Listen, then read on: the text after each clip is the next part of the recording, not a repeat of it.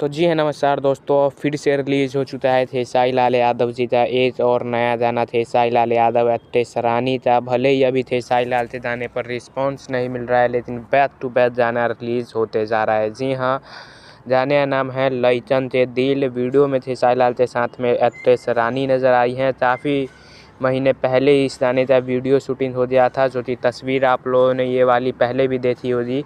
उसी गाने का ये तस्वीर है। और आप सभी को बता दूं, आरडी ट्यून भोजपुरी चैनल से ये गाना रिलीज़ हुआ है। यानी एक तरह से कहे तो पहली बार इस चैनल से खेसारी लाल का गाना आ रहा है। तो आप लोग जाइए, देखिए, सुनिए, और जिन्होंने सुन लिया है गाने का रिव्यू कमेंट में ज़रूर दीजिएगा। बात करें मेरे रिव्यू की, तो मुझे उतना तो खास पसंद नहीं आया है ये गाना।